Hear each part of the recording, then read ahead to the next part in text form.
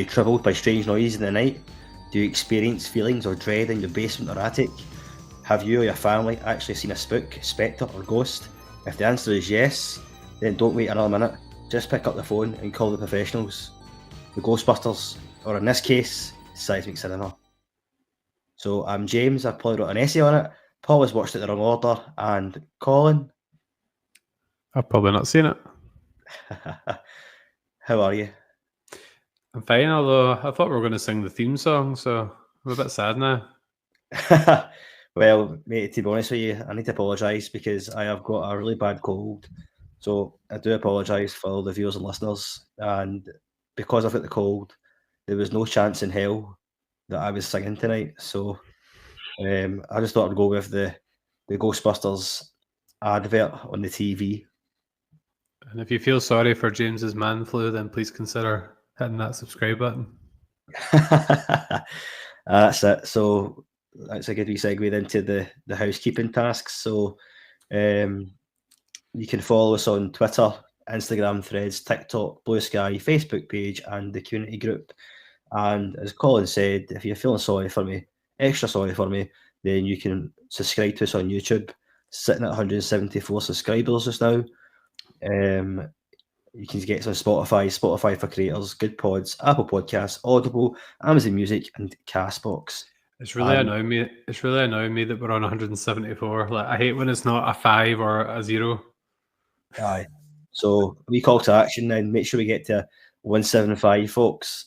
Or other people, if you haven't subscribed, get us to 180.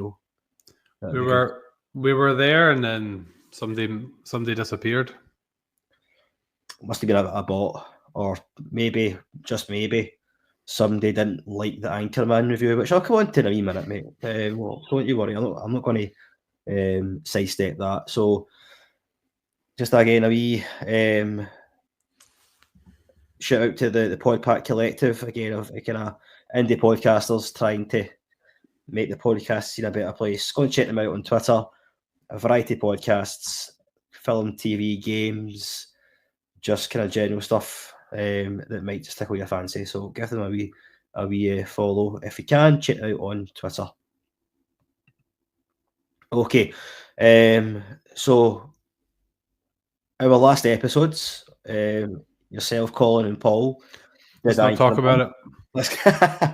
So, well, I need to talk about it, man. I need to talk about it because I wasn't there for it.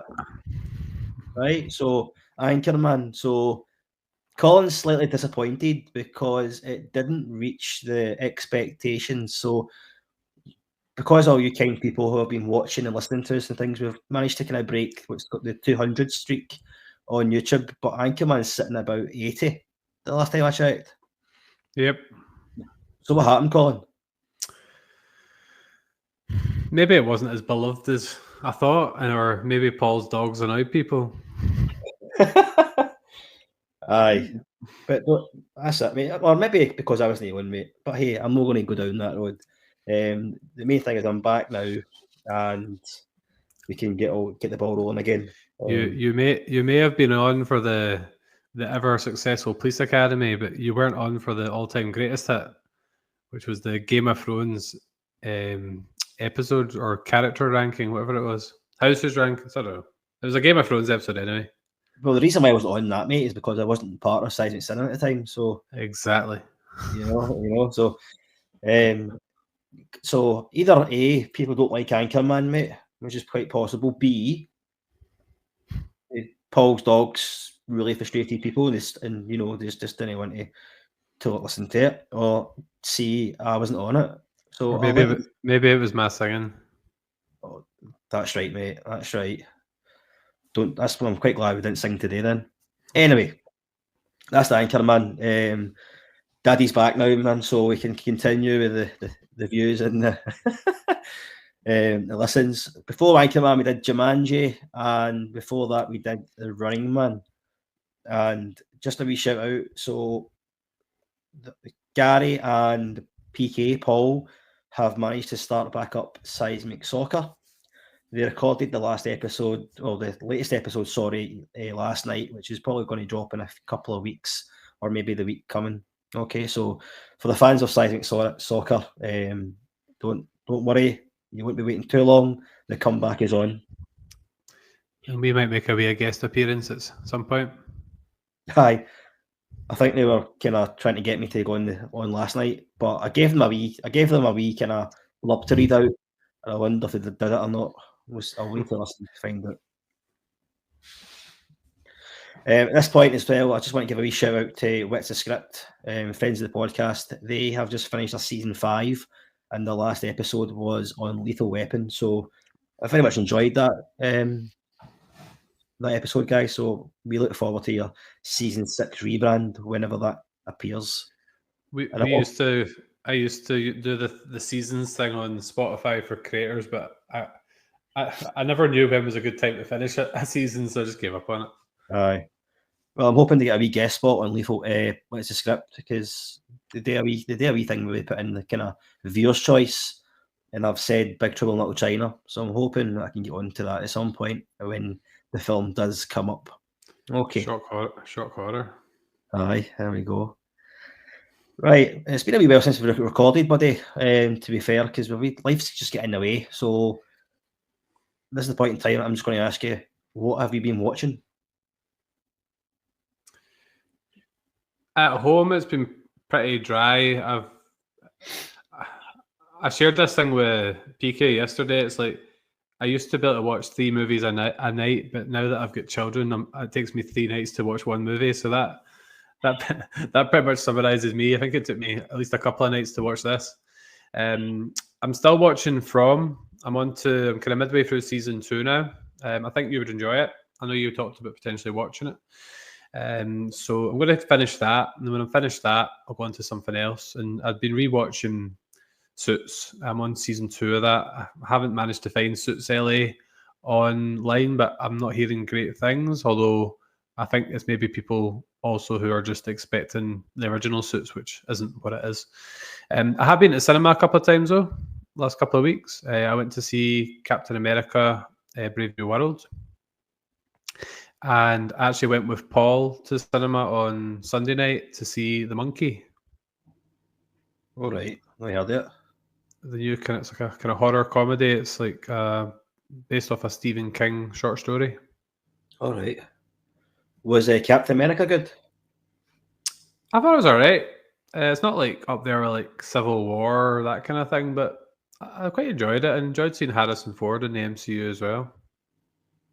He's the right talk, isn't he? And Falcon's grown on me as a kind of main protagonist. Fair dues. For me, mate, I'm on season 7 now of Sons of Anarchy. So I've kind of blitzed it. It's that good a TV. You just kind of like watch the next episode. So I finished season 6 the day actually, and then I'm going to start season 7 tomorrow probably, and see how far I get. Try and finish it by maybe this time next week. Who knows? How many seasons are there? 7. So this is the last season, mate. So right. Aye. I mean, it's pretty good, mate. Enjoyed it so far. I mean, but I thought there was 8 seasons originally, but there's only 7. So, you ever watched The Walking Dead? Mate, aye. Listen, don't get me started on that show because just one of my friends said I should try it. Well, mate, it would be interesting to hear your thoughts on it because I was a big advocate of The Walking Dead, and then obviously I've not seen it, so I'm not going to spoil it, but it didn't get as enthralling as it was before, and I don't know, mate. Yeah, I have heard that. I've not seen it all, mate. I turned it off. I was committed to it, and I turned it off near the end. I was that pissed off with it, so don't let me put you off, but do you know what I mean? You might be your own person. Yeah. As well as that, of course, I've been watching Expedition Bigfoot. I'm on episode 5, season 6 now with that, so it's pretty good, man. Some of the stuff they've found now, mate, it's honestly unbelievable. And I'm going to give a wee shout out to casting viewers here because I was a guest on the show. So you'll find me talking all things Bigfoot on casting viewers at some point in the near future. It's the episode called Cryptids and Conspiracies. So I had a good conversation with Dan. He was asking me loads of questions on it and just trying to, maybe I was trying to convince him that Bigfoot exists. I don't know, but where he came away, kind of convinced you need to listen and find out. But aye, I feel like that show of his was created just for you. no, because well, to be fair, he had other conspiracies he wanted to talk about, but because I went on mad rants, it's not like me, to be fair. But I might go on about the conspiracy behind why Anchorman failed. or maybe it's not as big as you think. It's not a big deal, mate. Like you won Burgundy, you know what I mean? So yeah, who knows? Right. So I guess what you've been watching is what I've been watching. So it's time to get into the meat and bones then of our review, which is, if you haven't guessed already, and I've maybe not said already, and I apologise for that, it's the Ghostbusters. So we put it out on the socials. There was a choice of 3 films. There was the Ghostbusters, The Usual Suspects, and The Departed, which I think did you questioned, because I put a year, didn't I? And you didn't know it was a remake. Mm-hmm. So it is a remake. I'm pretty sure it was like a Japanese original or something like that. I can't remember. I could be wrong. But Ghostbusters won. It was kind of winning all the way. It got quite tight, but Ghostbusters did win, and I think you were quite glad of that, Colin. Yeah, I'm sure I've seen The Departed. But I'd watched Ghostbusters reasonably recently, actually, because I got Now TV some point between October and Christmas, and it was on there, and it's also on Netflix, so it was quite easy to catch. You don't have to pay Paul money to get a film, which is decent. Paul's making a fortune off of me. Well, he's not really, because it's cancelling each other out, but you know what I mean. Aye. So the film was released in 1984. The director was Ivan Reitman. It was written by Dan Aykroyd, Harold Ramis, and Rick Moranis. The cast was Bill Murray as Peter Venkman, Dan Aykroyd as Ray Stantz, Harold Ramis as Egon Spengler, Ernie Hudson as Winston Zeddemore, Sigourney Weaver as Dana Barrett, Rick Moranis as Louis Tully, and I'm going to give a mention out to William Atherton, who plays Walter Peck, who is just a bad man in every film he's in, pretty much. The runtime is 1 hour and 45 minutes. The budget for the film was 30 million, and then it took in 296 million. So it done really, really well. Not bad. Indeed. IMDb scored it 7.8 out of 10. Rotten Tomatoes, 95% critic score. And can you guess the tagline, Colin? They're here to save the world. No, it's actually Who You Gonna Call. Yeah, I thought that was too obvious. So yeah, that was easy. I just went with what was in front of me, and you were wrong. Okay, so we kind of move on to the wee segment of the awards. So it was nominated for 2 Oscars, one for Best Visual Effects and one for Best Music Original Song. Now, it was released in 1984. Colin, it didn't win the Oscars. It got nominated, but it didn't win the Oscars. But what film do you think actually beat it for the best visual effects for 1984? You need to try and think of what film came out roughly at that time. See, every time I've mentioned 1984, there's something just in my head that came out in 1984, and I'm sure we've reviewed it recently. Is that right? We have not reviewed this film, no. Give me a clue. You have mentioned you've mentioned them in what you were watching in the MCU universe is now. MCU. Oh, Harrison Ford. Yep. So what film was he in? I think it was Indiana Jones. Indiana Jones. Not Raiders. It must have been this. Raiders came out before A New Hope, so it must have been the second one. Yeah, it was the Indiana Jones, the Temple of Doom, the prequel. Yeah. And then the best music original song. I'm not going to ask you to guess that one. So it was beaten by I Just Called to Say I Love You. I disagree. Well, you don't. Okay. Well, it's a good. I suppose both are good songs.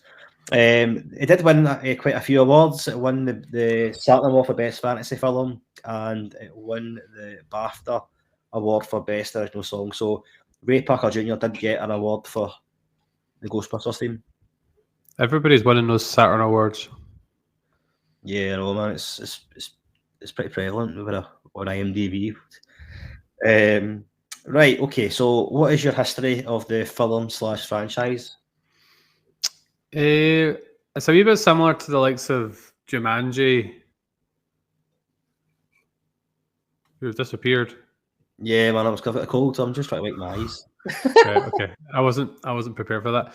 It's a wee bit similar to like say Jumanji and Jurassic Park. Like it's just one that I don't really remember an obvious origin point, but it was definitely one I watched quite a lot, like as a kid. And I remember there being kind of a lot of Ghostbusters toys at Paul's house.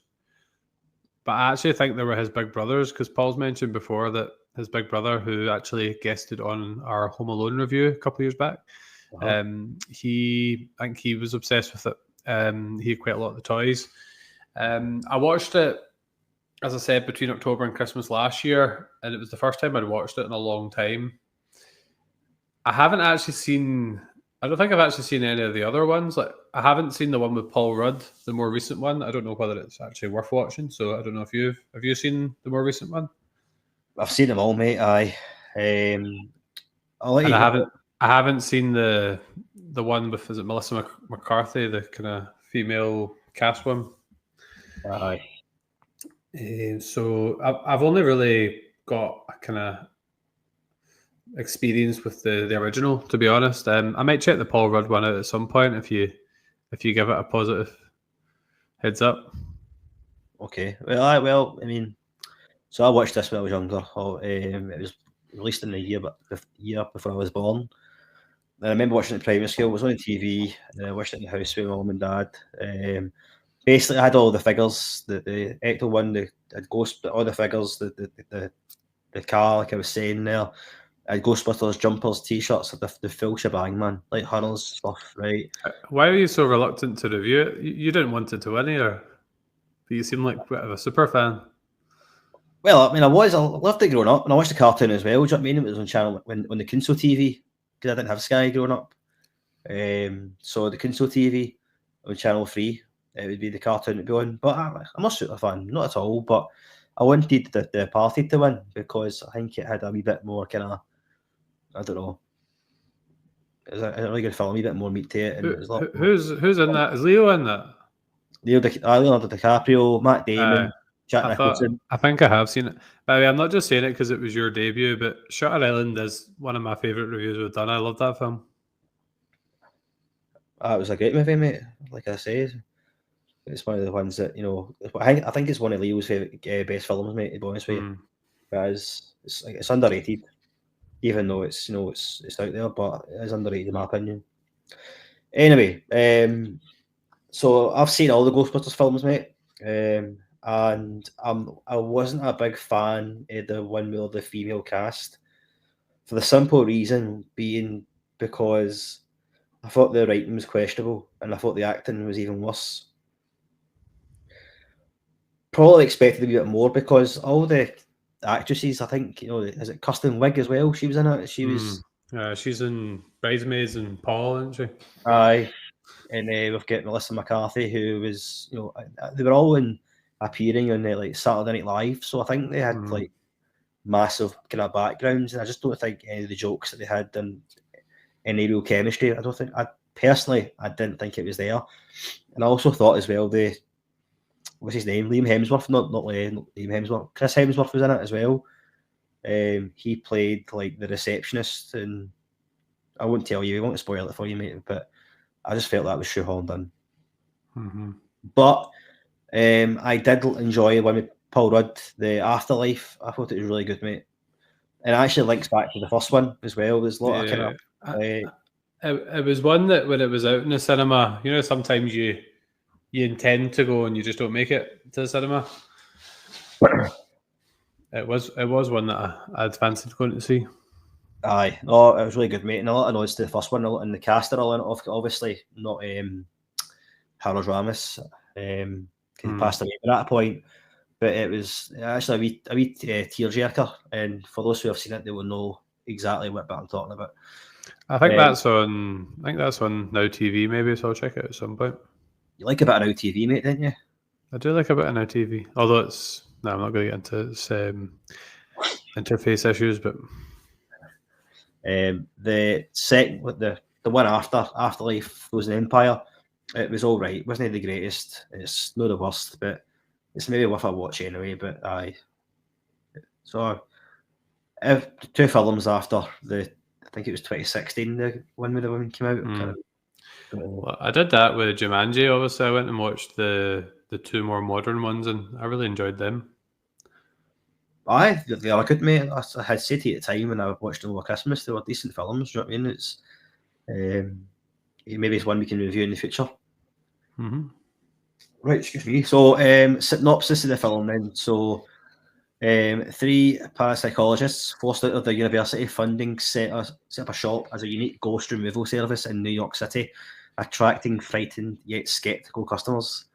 A very basic synopsis of the film, but it's true. It's true. So, did you manage to pick up any trivia at all, mate? Yeah, I did a wee bit last night. This one was really quite interesting. So they tweaked the classic number from the film. They tweaked that slightly, and it said that they got. So they did it so that fans could actually call in. So they got 1,000 calls per hour, 24 hours a day for several weeks. And it was like an automated response of them basically saying they were out like fighting ghosts. So that was quite amusing. Eddie Murphy turned down the role of Winston, who was apparently meant to be more prevalent in the film originally, the character. But when Eddie Murphy turned it down, because he went to do that one you like, Beverly Hills, I think that was what he did instead. Aye, Beverly Hills Cop. Yeah.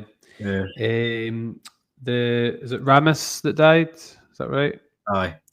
It was saying that they did a kind of tribute to him in New York at the kind of fire station, and that kind of classic line about the kind of fungi, like the things he collects. Like fans were leaving like all that kind of stuff and like chocolate bars and stuff to him as a tribute. The kind of logo for Ghostbusters, apparently the creator of Casper sued to say that it was too close to like the likeness of Casper the Friendly Ghost. All right. But I don't think they won, because I think they said there's only like so many ways you can draw a white ghost. The Ghostbusters theme song, the voices you hear shouting Ghostbusters were Ray Parker Jr.'s girlfriend and friends, because they were the only people he could get to do that part of it. So yeah, that was. Oh, and the last one was when Dana's possessed. The voice is actually the director that did the voice for that. Nice one. So that was the ones that I came across.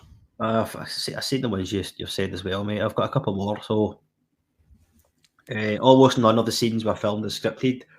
Most had at least one ad-lib line, but most of Bill Murray's lines were ad-libs, which doesn't really surprise me, to be honest with you. He was great in it. Harold Ramis only attempted to write the film. He decided to play Egon Spengler after he felt he was the best person suited for the role. So, you know what? That happens a lot, doesn't it? Like, see if you look at like Jon Favreau in the Iron Man series. Like, obviously, he was the director, then he got himself in the movie as well. He's happy, isn't he? So, and then another one about very happy. Harold Ramis is he made a choice to never smile as Egon, but he does smile in the sequel, which I never really thought about. But I don't think I've ever seen him smile actually. Yeah. Big thank you to whoever compiles all the trivia on IMDb. It makes us look really scholared. Yeah, 100%. So cheers for those. I mean, it's one of the ones you can just go and type in anything really. So it could be BS for all we know, but We're taking it as a It sounds gospel. legit. Sounds legit anyway. Aye. Okay, so let's get into the film then, mate. So the first scene is the ghost in the library. Kind of, I always remember this bit when I was younger. It was like quite creepy. Sets a tone. Is the ghost in the is it the basement in the library? I think it's the basement in the library. And the books float and strange noises and basically hinting at the supernatural world that's about there. And what was your do you remember this when you were younger watching it, mate? And what was your take on it again, watching it for maybe I don't know how many times you've seen it, man, but I don't remember. I only really remember like the costumes and the car and the music and things like that from childhood. So when I was watching it recently, it was kind of like I was following the story for the first time, really, because it was a long time ago that I last watched it. But I do like the opening scene. I think it's a wee bit different than the rest of the film because, like the creatures and the demons, etc., they're a bit more like out there, aren't they? But at the start of the film, it could have that wee bit more of a kind of creepy horror vibe, I suppose. So I did like the opening scene. No, definitely. The thing with the drawers opening, I saw this in the trivia as well. I think there was people like behind the cabinet or behind the wall, and they were just like pushing the drawers out to make it look that way. I know it was really good. It wasn't real ghosts. It wasn't this time, no. It was really good. I enjoyed it didn't really set it to be a kind of comedy. It's not really a comedy film anyway. It kind of isn't it? But you did get the horror vibe off it, especially the music as well. The kind of the score behind it all is very eerie, and then the fact that the drawers move and it's a good kind of wee kind of tension builder, kind of jump scares and things like that. You know what I mean? So it was good. I enjoyed the opening of it. Do you think this film would have worked as more horror orientated, or do you think it's survived so long in popular culture because of the comedy and the light-hearted nature of it? I don't know. I mean, I don't know if it would. I mean, technically, we did the review of Insidious, didn't we? And technically, I can't remember their names now in the film, but we described them as Ghostbusters, didn't we? Aye, we did. Aye. So in a sense, they are kinda, but no, I don't think it would. I think it's the way it is portrayed in the film. I think it was good enough, mate. I did enjoy it, and I don't think changing it to a more horror vibe. I don't know if it would have worked, to be honest with you, but who knows? It might have done. It'd be interesting to see if they did like maybe not a reboot, but see if they maybe did it, but tried it to be more maybe outright scary. It'd be interesting to see like with the creatures. Aye, it'd be interesting to see how it went. Aye. So we're kind of then introduced to the Ghostbusters. They're at the kind of university and things, and well, not at the university. We see Egon and Ray at the university, but we see Peter Venkman. He is in the university as well, isn't he? I can't remember. He's in a room anyway. It's a psychology building or something. Psychology building, that's right. So, I mean, we see them doing their kind of different kind of expertise, if you want to call it that. So, what was your take on the Ghostbusters, like their introductions, man? Did you? And I'll may as well ask you now as well, mate, while we're here. And who's your favourite Ghostbuster?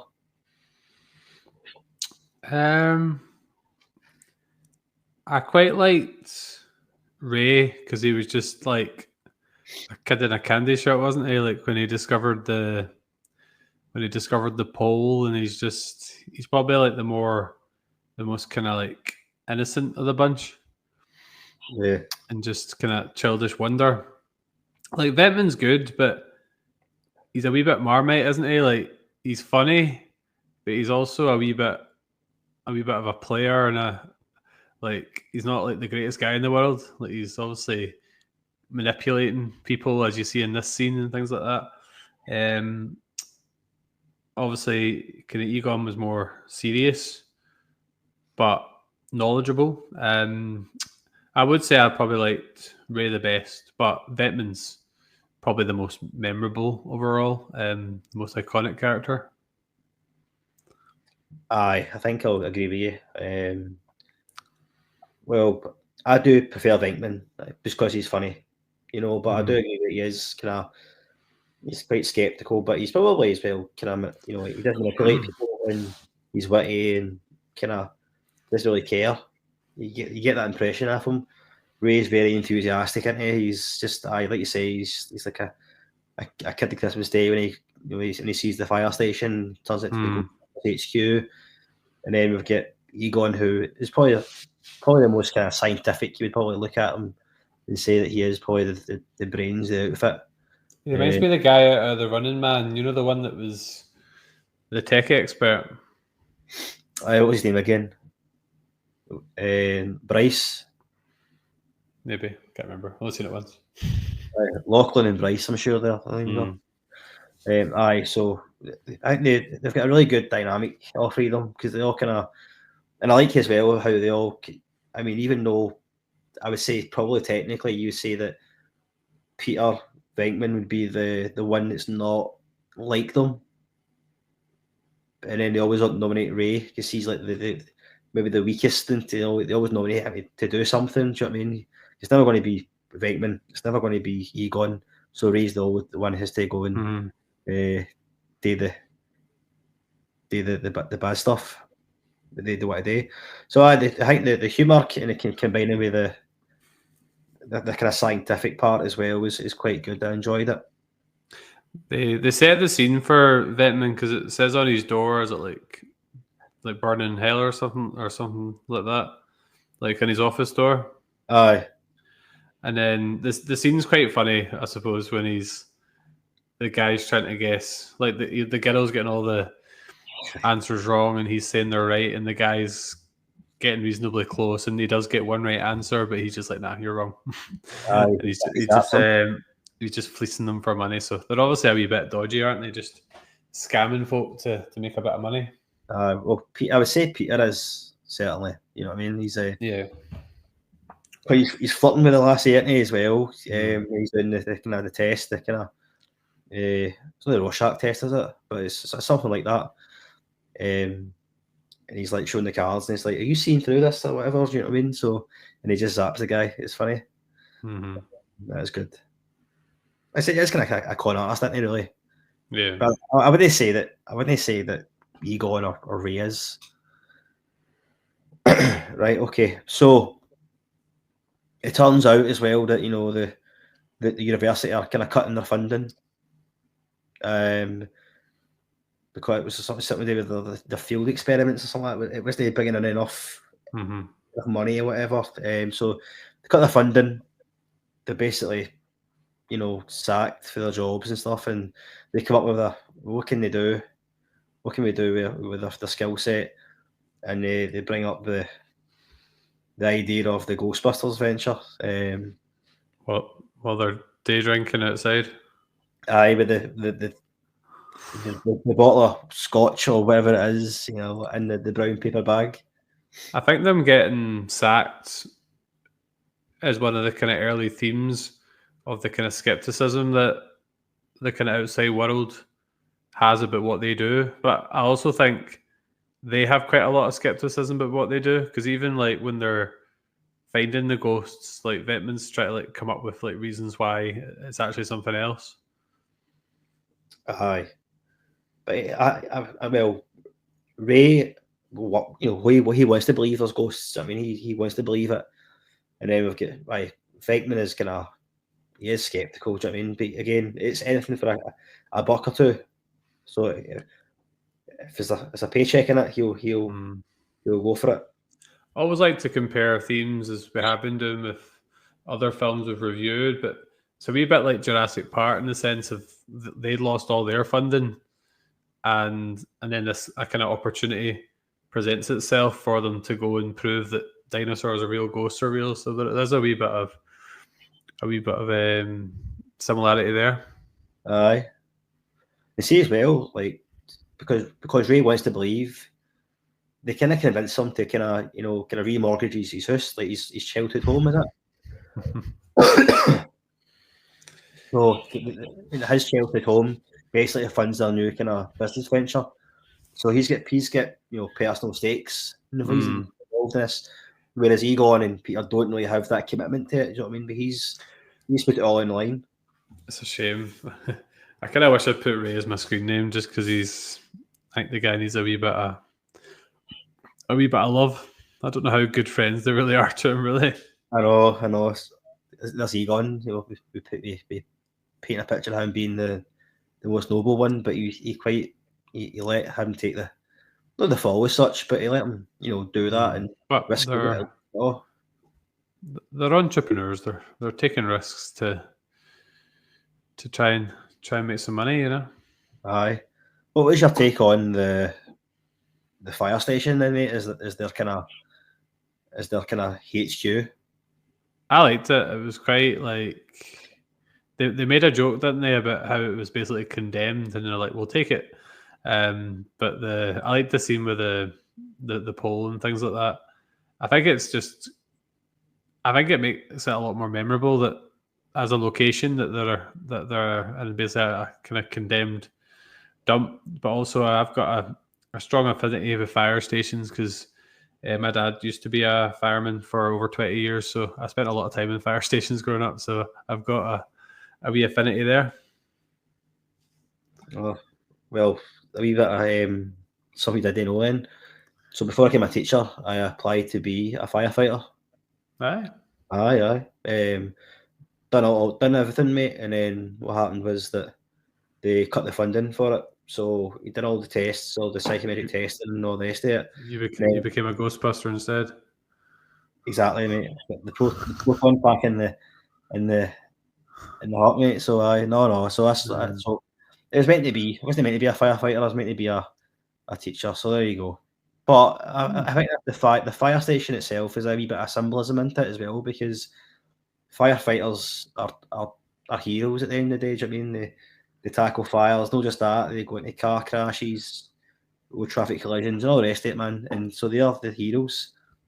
Whereas Egon, Ray, and Peter, they become the heroes by kind of going into this fire station and doing what the firefighters do. So that was quite a good wee.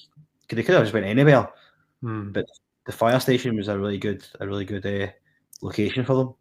I suppose you extinguish a fire and they kind of extinguish the ghost as well, don't they? That's it. Definitely. Oh, excuse me. So okay, so they get the. I'm kind of jumping a bit here, but it's kind of scenes. So the first kind of client that they get, things are very quiet at the station, and they hire a receptionist. What was the receptionist's name again? Do you remember? I can't remember her name, but when I looked it up, she was the person that voiced Bo Peep in Toy Story. You know what? I knew that, mate. I knew that. I think we did Toy Story. I might have said that. That didn't do very well either. So they get the first client, which is basically Slimer. We get Slimer. He's in the I think it's the Sedgwick Hotel they go to, and he's in the kind of the dining room and all that, and he's moving through the corridors. I really enjoyed this scene, mate, because it's their first encounter with a ghost.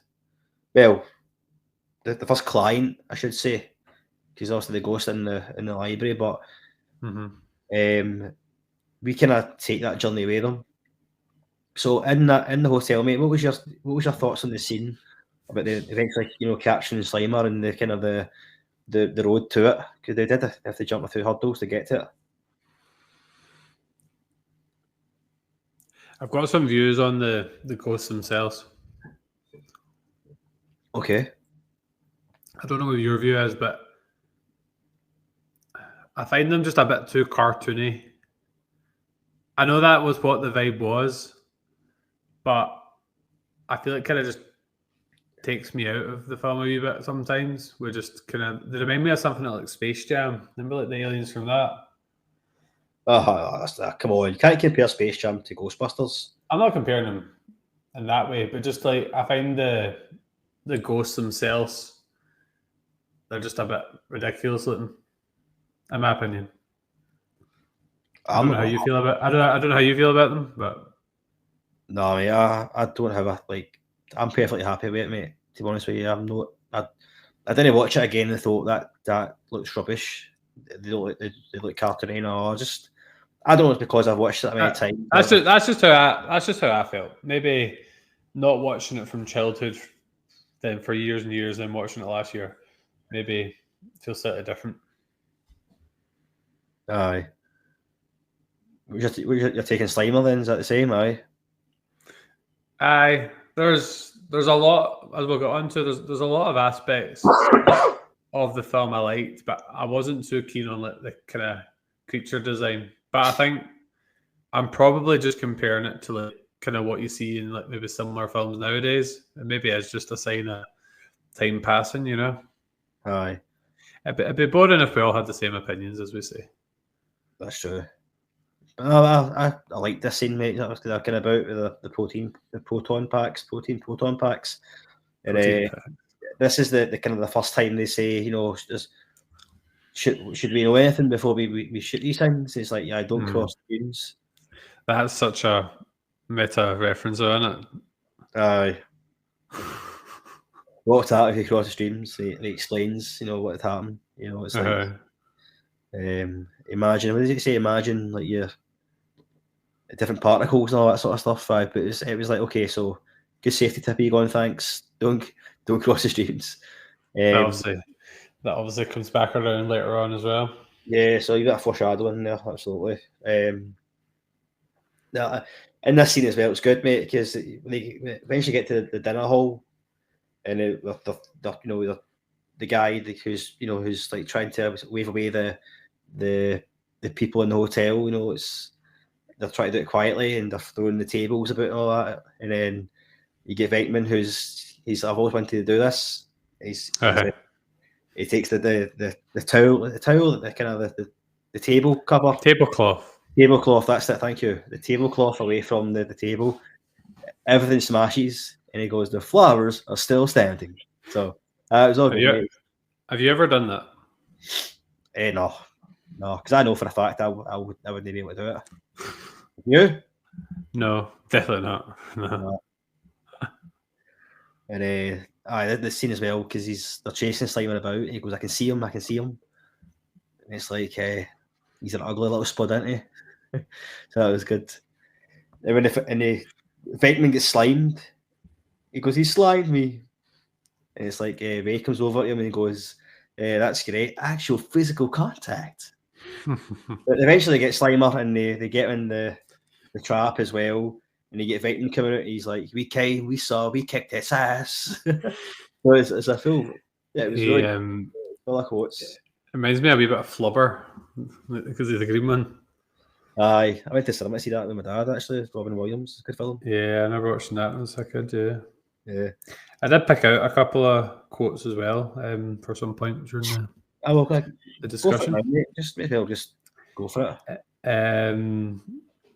I liked the one, it was a human sacrifice. This bit just tickled me for some reason. Dogs and cats living together, mass hysteria. That quote was actually number 68 and I can't even read my writing, but there was a magazine that voted for like the best kind of movie quotes of all time, and that was actually number 68. Like it was a few years ago, but it was picked as number 68, so quite a memorable one. I liked the one about back in the kind of library at the start, and it's symmetrical book stacking, just like the Philadelphia something of 1947. I just thought the bit with the book, the book's being stacked was quite funny. The bit about collecting the fungus and things like that was good as well. And there was something that Ventman said later when he was being intimate with the demon. He's like, it's more of a guideline than a rule. Aye. So that was just a couple that I picked out. I'll probably come when I talk about some scenes. I'll go on some quotes. So kind of just after that, then we get a wee flash take as Sigourney Weaver's in this film as well, and Yeah. she plays Dana Barrett, who's basically Peter Venkman's kind of love interest as well, and she kind of sees a ghost inside her fridge. But before that, she puts all the shopping on the worktop. Mm-hmm. The eggs start cooking on the worktop. She hears a strange noise from the fridge, and the Zool is you can hear from it from the fridge. Then after that, she goes to the Ghostbusters, and can you have a wee look into my apartment? Venkman does do that. He comes in with his wee tool, his kind of wee squishy thing. He's like, basically he's gonna put squeezing this thing, and he's got no clue how to use it. You know what I mean? He's just there because it's Sigourney Weaver, and he's quite interested in her, shall we say? Mm-hmm. So, what was your take on the whole Sigourney Weaver thing coming into it, and then the kind of the fact that as well that the ghost that she's seen came from the fridge? That's a bit weird though, I suppose, isn't it? The fridge bit. I don't mind that bit though. It's like an interesting way to that and the eggs. It's like an interesting way to kind of bring the supernatural into her house. I liked her character. Yeah, obviously he's my screen name, but the reason I picked is it Louis or Lewis? Lewis? I thought it was Lewis. Lewis. Well, say it was Lewis. The reason I actually picked him as my screen name wasn't because of the character, really. It's because I loved Honey, I Shrunk the Kids growing up, and he was the main guy in that. But he's basically harassing her, isn't he? I think that scene comes before the scene we're talking about, where he's just constantly trying to kind of meet up with her, and she's obviously not interested. But I quite like the rapport between Dana and Peter. There's kind of clear interest there, I would say. And there was a line he said where she said something about the bedroom's not seen much. The bedroom, because the ghost was in the kitchen. He's like the bedroom's not seen a lot of action. He's like shame or pity or something like that. He says such a crime. I think he says such a crime. But he is. I think we spoke about this earlier. He's a bit of a sleazebag, really, isn't he? He's obviously not really trying to solve the problem, and he's just trying to trying to get together with Dana. You see, obviously, he comes out with these kind of quirks as well. These wee kind of one-liners. He goes, "Are you sure, a scientist?" And he goes, "You act like more like a game show host." Because he doesn't act like a scientist. He doesn't ask the questions. He's like a scientist would. But he goes over and he sees the eggs on the worktop and all that, and then he goes, "Well, you came all this way. Can you just check the fridge?" And he opens the fridge and it's like, "Oh my god, look at all this junk food!" And it's like, I swear to God, there was something in Zool. But I read something as well about it's the fact that it was a fridge, because apparently a fridge is a symbolism of the mundane, and like how many people leave food in their fridge, and it goes out of date and things like that, and that's what kind of ghosts are. That's why that kind of symbolism was there. What other movie have we done that's got a famous fridge scene? A famous fridge scene? Like, what comes to mind when you think of a fridge in movies? I don't know. Dystopia? No. Oh, one. American Psycho. Oh, that's true. That's true. Imagine that was actually what she saw in the fridge, was just the head. Aye. Or what's the script? So that's what I seen that. I wouldn't have picked up on it. The fact that that's a thing about the mundane and all that sort of thing, but it's quite good. So we get the fact that obviously he's a bit of a joker. He's not kind of a real scientist. You know, he's a doctor, but he's just knows he's taking it as in on board as the rest of them. But we do get a new member, mate. We do get a new member of the Ghostbusters, and up comes Winston. So word spreads that they want the Ghostbusters are out there. Do you know what I mean? He's thinking, well, I might give them a wee hand because they seem a wee bit busy, the Ghostbusters. So he joins the team. I'm a wee bit gutted. I know you said at the start, mate, that it would be good to have seen him a wee bit longer, Winston. I quite liked him as a character. Aye, me too. I really did. So why did you like him then? I felt he was just quite enthusiastic, and he seemed a bit more interested in the science and the paranormal than some of the kind of founding members. Aye. He just had a good kind of enthusiasm about him, which made him quite memorable. No, I really liked him, and it was good as well, man. When he was applying for the job, and she's like, Janine's like, do you believe in the theory of Atlantis, the Loch Ness monster? And he goes, yeah. I believe anything as long as a steady paycheck in it. Aye, he because I actually quite like the receptionist. She's quite funny because what was it she said? I've quit better jobs than this or something like that. Aye, I've quit better jobs than this. Hello, Ghostbusters. Aye, something. Obviously, you don't realise these things when you're a kid, but there's a couple of adult themes that come up in this film a few times, isn't there? Is the one you're talking about the one that Egon's underneath the table and she's sitting? There's the one under the table, and there's the one when I think it's Egon. Is it Egon? No, is it Ray? One of them's in bed anyway. Oh, that's right. Aye. It's funny though. You just see when you're a kid, like you probably wouldn't even have like considered what was happening there. Do you know what I mean? It was just part of the. Who's just part of the film. Aye, that was. I was quite when I watched it before Christmas. I was actually quite caught off guard. I wasn't expecting any scenes like that in the film because I hadn't seen it in so long. It's when Ray goes cross-eyed as well. So I mean, it's like.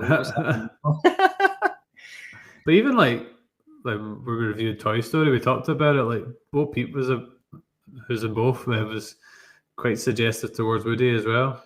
Aye, definitely, mate. She went a bit of buzz on Woody. So I enjoy Winston, mate. Because I remember I probably seen the cartoon before the film, mate. To be honest with you, and Winston was always in the cartoon. Do you know what I mean? It's like, and then watching the Ghostbusters, like the film, you're not really introduced to Winston until later on through the film. It's a wee shame, but is he in the sequels?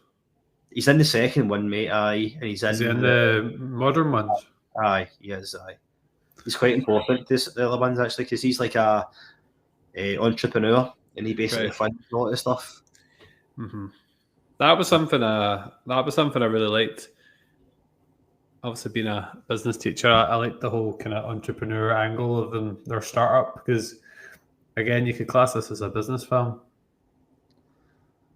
So you could create a lot of business films, mate. You must have a good DVD shelf. I've got three DVDs in my classroom, but there's always room for more. Wow. So Winston, he's basically the kind of working guy, isn't he? The everyman, if you want to call it that. If he's got nothing to do with science. He is the kind of skeptic in it all. If there wasn't any already, do you know what I mean? So it's quite relatable that way.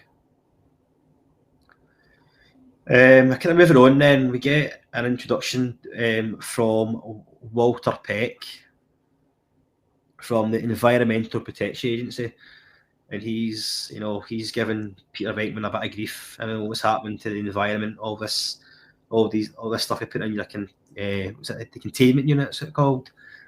He wants to shut it down because of the environment, and basically says, "No, get away. You need a warrant." Blah blah blah. What did you make of that whole aspect of it then? Because that brought a bit of a serious theme into it. Probably more so now, mate, because the environment is pretty obviously everyone around it, helping the environment. But back then, it shows you that it was important. But not Before I say anything else, I have to say Eepa, Eepa. Sorry. Simpsons. Simpsons came up a few times today, as his Toy Story. I liked it. I think it added a wee bit of realism to a kind of supernatural film, as you've got the kind of government, which happens in loads of films, but I thought it was good having somebody who didn't have a clue about the equipment, didn't care what they were trying to do. He's obviously just kind of thinks he's looking out for the best interests of the city, but they obviously tell him that if he does what he's planning to do, it's going to make things worse. And it obviously plays a big part in the climax to the film when they unleash all the ghosts throughout the city. But I liked it. Again, the kind of entrepreneurial stuff and the kind of government interference were actually some of my favourite parts of the film. I don't know. I know it was also important for the end of the film, mate, because they do have to shut it down because he brings the warrant and things. But it's kind of he is the villain in all this. If there's any other than Gozer, the ghost and the spirit, we'll get the kind of the comedy villain. You just hate him, and you hate him in pretty much every film. I don't know a film that he's in that actually I do like him in. Well, I didn't mind him. Really? Yeah. Do you like him in Die Hard? He's just doing his job. I don't really remember in Die Hard, to be honest. I've watched it once for the review. And it was a couple of years ago now. Right. Okay. You know your retrieval practice. You need to keep topping these things up on a regular basis to keep it in your memory. Aye. Well, he's the reporter in Die Hard. Right. Oh yeah, I remember the reporter character now. Yeah. Yeah. I remember talking about him with Paul when we did the review. Holly McClane punches him. He's on the plane in the second one as well. So it's the same guy. He's important though. He keeps the plot moving forward, and they can't have it. They needed some kind of speed bump, didn't they? They couldn't just if they just kept being successful, getting more customers without any kind of blockages. There had to be something that would set the cat amongst the pigeons. Aye.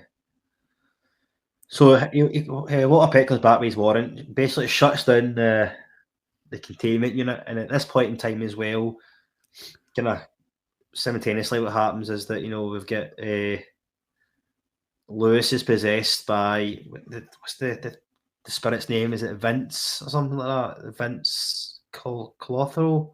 I can't remember now. And we've got Dana becomes possessed by Zool. So basically, they're demonic entities. One's a gatekeeper and one's the keymaster, and they have to get together. So, and right now they're not together. So one's in the containment unit with Egon, who it's Lewis Tully, and we've got Dana Barrett, who's possessed in her apartment. But in order for the arrival of Gozer, basically they have to get together. I like the line where it said like we need to introduce them, or it was kind of like they were just matchmaking them. Aye, you've got to get these. Which was ironic because, as we saw earlier, she's clearly not interested. But then the possession ultimately meant they had to get together. Aye. for that See the purpose, you know. See the bit where the demons in Lewis's apartment, and he throws the jacket on it, and he goes, "Okay, who brought the dog?" I mean, to be fair, the CGI was sketchy in that bit. I think that was probably the only thing I would say. Because he was having the party, wasn't he? That had invited Dana to earlier in the film. Aye. Apparently, that was all done in one take as well. See the bit that he's introducing folk to the party and all that, and the dancing and stuff. That was all done in one take. He like Venkman was a wee bit like he was being a wee bit stalkerish towards Dana, wasn't he? So he didn't cover himself in glory either. No, basically he was. You could hear, Dana would be walking past, pure, quietly, and he would still be able to hear it. And every time he came out to talk to Dana, he would lock himself out, wouldn't he? So, aye. Okay then. So, moving on. So, obviously, when the EPA shut down the Ghostbusters containment unit, they are not very happy, the Ghostbusters, and they get arrested. And then they get arrested, and all hell's breaking loose because all the ghosts have came out of the containment unit. There's ghosts on the street. The apartment where Dana and Lois live is basically tore up and all that sort of thing. And then the Ghostbusters are needed, but they're in the mayor's kind of office, and they're trying to persuade the mayor to let them go and fight the ghosts and make New York kind of normal again. But he's fought with the EPA. He's trying to his case about the environment. I like this scene, mate. It's really good. What was your take on it? Yeah, I think it just shows that they're kind of up against it, aren't they? Like as you said, they're not very popular with the people who they got their funding cut, didn't they? And then they've got the PEC on their case, and they're kind of up. I suppose that's what makes them so popular, doesn't it? With see when you see the celebrations at the end when they're out with the crowd and things like that. I think it shows that they've got that kind of underdog mentality. That's true. There's a really good line in this one, mate. Do you know what I'm talking about? Remind me. So Dan Aykroyd calls Walter Peck dickless, and he goes, "Is this true?" And Beckman goes, "Yes, this man has no dick." Apparently, it was I remember it now. Yeah, one of the most kind of famous lines in movie history. I don't know what it is in terms of numbers and things, but that must be quite high up on the list as well. Because it's a line I always remember. Yeah, I remember it now. Aye. So they convinced the mayor to let them go and fight the ghosts and all that sort of thing. He was talking about think of the voters, Lenny.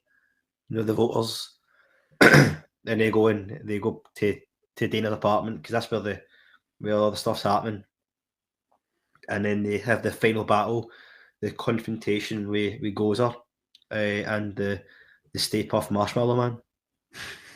This whole end bit's just a bit of a fever dream, isn't it? It's so bizarre, isn't it? So he's Dana just floating about, looking totally chaotic, and then you get the big Michelin Man. So it's like the Gozer says, "Are you a god? Are you a god?" And Ray goes, "No," and then he gets zapped, flung away. And this bit's good. He's like, Ray says, "Ray, when someone asks you if you're a god, you say yes." I'd say that's quite a memorable line as well. And it's like, choose your destructor. And then they're like, don't think anything. And then 2 seconds later, it's like you could hear the footsteps of the Marshmallow Man. And Ray, what have you done, Ray? And he obviously, I just thought it was the nicest, sweetest thing ever. Something so innocent. The It's like, marshmallow man it's like ridiculous, but it does fit in with like the ghosts that came before, just a bit more on a larger scale, you know.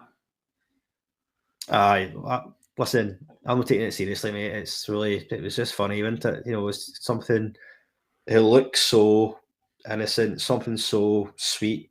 Is there a giant bloody thing crushing cars and climbing buildings and stuff like that? Do you know what I mean? It's like the King Kong or it's like Ghostbusters. Do you know what I mean? So that it's really good, mate. Alien versus Marshmallow Man. Aye. So it turns out, you know, they're struggling here, and they have to fight the Marshmallow Man. Is that the official name? Stay Puft Marshmallow Man, mate. Aye, I mean it was the aye. So Gozer was the woman, wasn't it? That was but then they've asked to pick a destroyer, and that's what came of it. It could have been anything, mate. Do you know what I mean? But they thought of the Stay Puft Marshmallow Man, and that was it. But the only way to defeat Gozer and the Marshmallow Man was to cross the streams. Yeah, never cross streams. So as a good foreshadowing, man, you must have enjoyed that bit. I did, mate. Aye. Oh, I remember that, but they said not to do that, and they're doing it to win. That's what it's all about. It's a thing. Aye.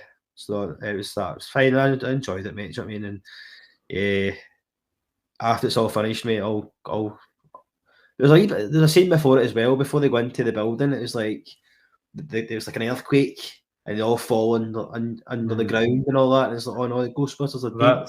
That's how Lewis escapes, though, isn't it? Like earlier on when the thing blows up. Aye, he escapes. There's the bit where he appears at the window, isn't there? The restaurant. That's before he gets possessed. He's banging on the window and he's like, help! He gets attacked by the dogs in that bit, doesn't he? Aye. But the bit where before they go into the building, though, to go up and fight Gozer, they kind of like, there's an earthquake and they fall in the cracks of the concrete. And it's like, oh my God, where are they? And then you can just see them climbing up and all that sort of thing. You can see them, everybody's cheering. And everybody's cheering again when they come back out and things. And they're all getting the high fives and stuff like that.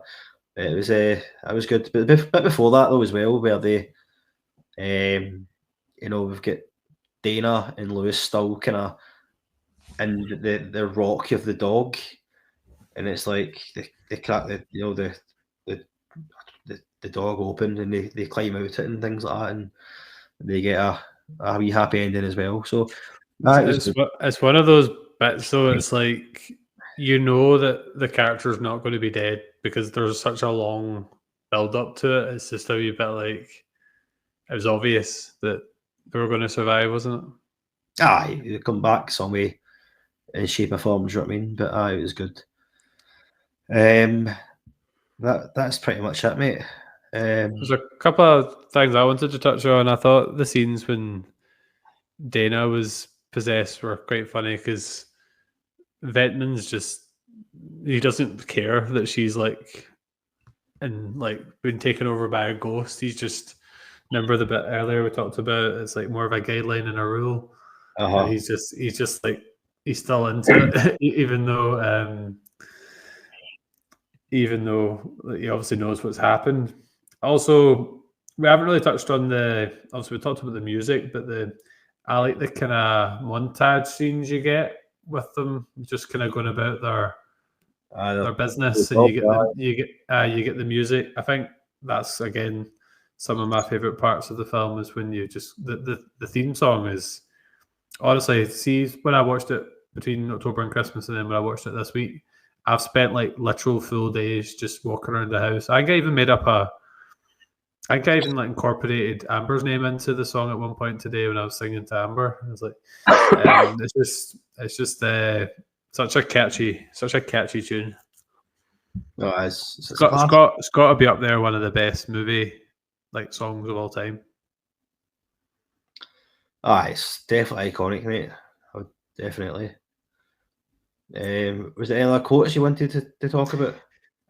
Well, I wanted to get the wording right, but you actually mentioned it yourself. It was the one about the UFOs, astral projections, which was the Insidious reference. I like just the bit where it says the Loch Ness monster was funny. Say again, sorry. The bit about the Loch Ness monster yeah. and that quote was funny. You got any theories on the Loch Ness monster? I don't believe That's right up your Bigfoot street, isn't it? Well, again, that is I mean, Dan asked me this question as well on the podcast. I do not believe in the Loch Ness monster, mate. No. That's sad. And the one kind of bit of still image they had, it was already brought out as a hoax. So there's not been any sightings since then. So it's not as frequent as Bigfoot. So that's my theory on that. Sorry, mate. I don't know if you do believe in Loch Ness monster, mate, but I want to. Nessie looks cool. Yeah. A few quotes as well I want to touch on that I didn't mention before was when the Stay Puft Marshmallow Man he kind of comes round the corner. Venkman goes, "We've been going about this all wrong. This is Mr. Stay Puft. He's okay. He's a sailor. He's in New York. We get this guy laid. We don't have any trouble." So again, just shows he's even though things are getting bad, still trying to bring the comedy to it. And there's another bit, I'm going to say this, mate, because I was in Stitches watching it. Dana goes, she's possessed, that I want you inside me. And Peter Venkman says, "Go ahead, no, I can't." It sounds, he's obviously fighting with himself. He goes, "Go ahead, no, I can't." It sounds like you've got at least two on there already. So it was funny, mate. I was watching that back again. Play on words. Yeah. Yeah, I don't know if there's any more that I've maybe. Well, the big Twinkie bit as well. Some say a Twinkie. There's a lot of good lines in it. Aye.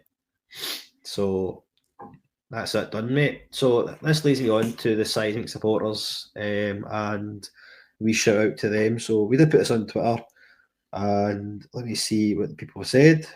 There's only really one. We were a bit later putting it on, but there was only really one response I saw anyway. Well, I put it on when the voting finished, mate. So I got a few then as well. So I didn't think to look back there. I just got one from the last couple of days.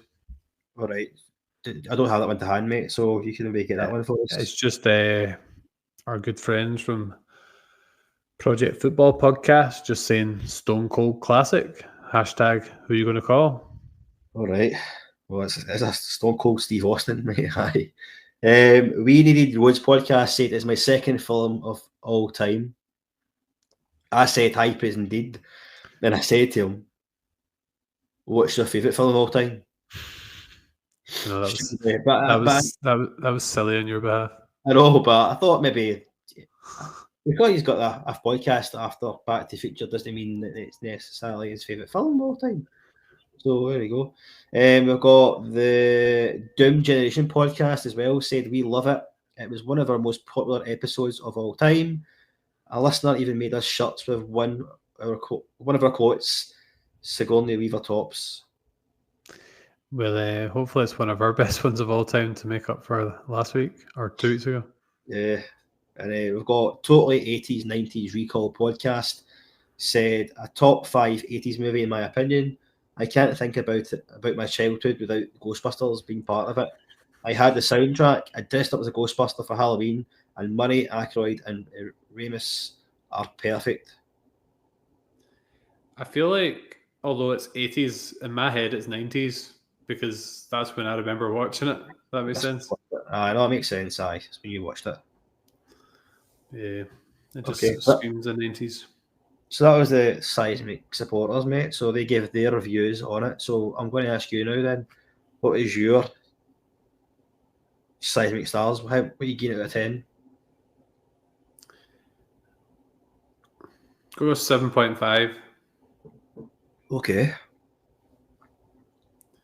So, as I mentioned, I know you don't agree, but this is just how I feel. I felt like the actual ghosts themselves. I know that was the vibe, but they just kind of took me. I didn't mind the big marshmallow guy; that was funny.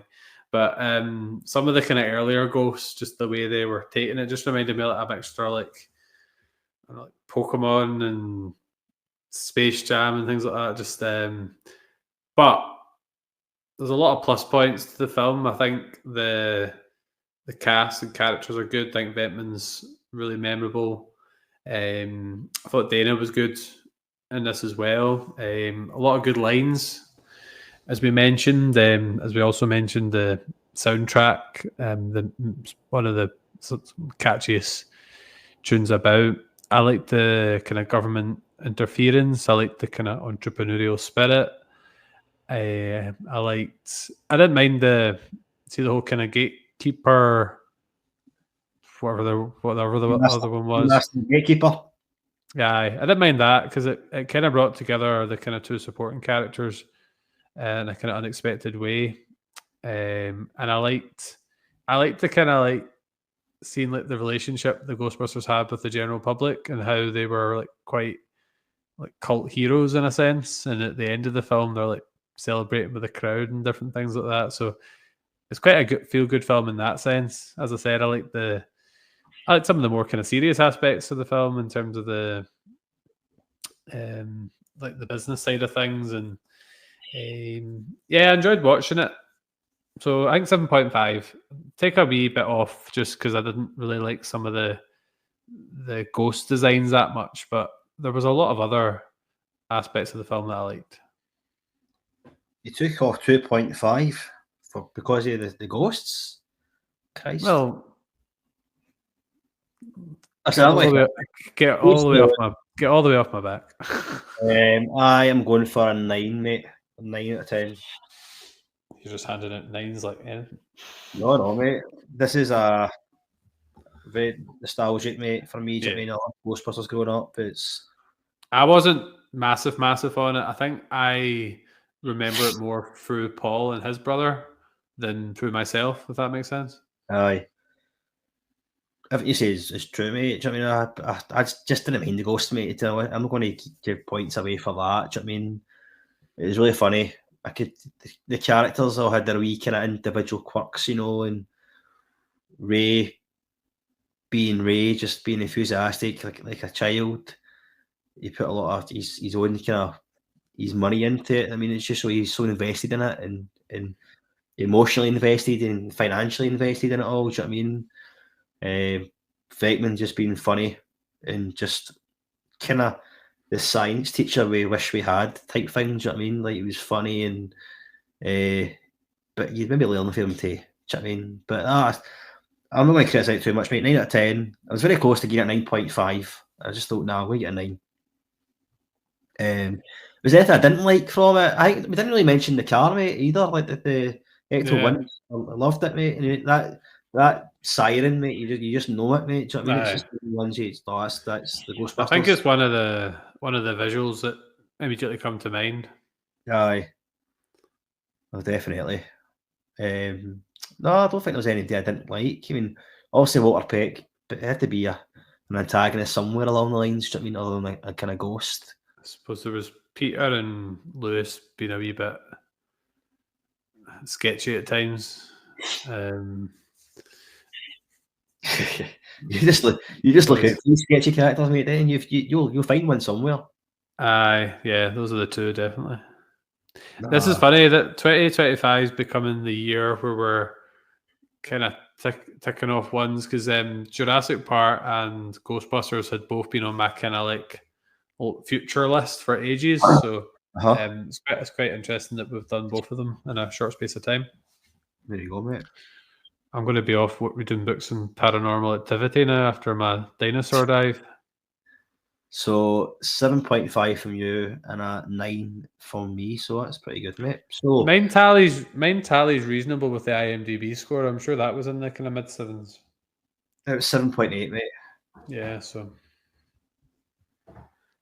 not bad. You're just a people pleaser, mate. Just just a sheep. Go with the masses. Depends what we're talking about. If I wanted to be a real sheep, I would have just picked the same as you. But you went first though. I know. Anyway, mate, so this is your turn, mate. Your turn to shine. You're going to pick a film better than Anchorman this week. Well, I'm going to do something quite unexpected, actually. So, a big reason for doing the podcast was to watch films I hadn't seen, particularly the ones that you're kind of supposed to have seen. And I thought this was a good opportunity to do that. So, I'm going to go down a kind of thriller, kind of crime kind of route this week. So the first one, which is on Now TV, we're not sponsored by Now TV. It's also coming onto Netflix soon. So the first one up, in terms of the three options, is the Guy Ritchie film Snatch. Oh, that's a good film. And what's that? Brad Pitt's amazing in that. Yeah, we did the Gentleman was actually the very first video episode that we ever did, because we started out doing audio only. So Right. it was actually also the first one we put on YouTube back in the day. So check it out. The other two are ones that like you're supposed to have seen and I haven't seen, and I'll just admit it. And it's actually funny. It's the kind of movies that we could probably tempt young Gary to potentially come on for and make his film debut. So I'll guess. Is it Rocky? No. So one of the options is Goodfellas. Aye, good film. And the other option, and it might be a case as I definitely need to watch at least one of these in two parts, is The Godfather. It's a good film, mate. So I thought it'd be quite unexpected coming from me, but I thought it would be one that people would be quite interested in. And I think, pretty sure The Godfather is Gary's favourite film of all time, so we could maybe tempt young Gary on. Maybe, aye. If it was to be the winner, of course, but I've got a feeling out the three of them, The Godfather would probably win. That's just my prediction. I'm not sure, mate. The Goodfellas might win that. Mm-hmm. But either or, they're all readily available to me on my streaming services, which is my priority when I pick my choices. So probably wasn't what you're expecting me to choose. I don't know, mate. I thought you maybe were going to go down another path, mate. But I wouldn't say just yet because I might influence your future picks. I'm staying away from comedies for a while after that debacle. You probably need a few, maybe 3-4 days to watch The Godfather and Goodfellas. They're pretty lengthy. I know. I looked up. So if we get the poll out, let's try and get the poll out ASAP, and then it gives more time because we probably won't record till kind of mid to late next week. Anyway, no one wants to listen to this part. This is just internal scheduling. Yes. So okay. So we'll wrap up there then. So again, last bit. So we are on Twitter, Instagram, Threads, TikTok, Blue Sky, Facebook, Seismic Cinema. You can continue, subscribe, share on all things YouTube, Spotify, Good Pods, Apple Podcasts, Audible, and any other reputable streaming service. And that is it. So, you want to say anything before we wrap up, mate? You done? Watch Anchorman.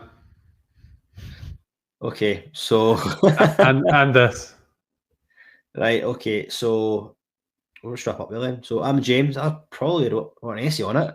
Paul has watched Ghostbusters Afterlife, Frozen Empire, Ghostbusters 2, Ghostbusters 1, and then the Dumpster Fire 2016 Ghostbusters.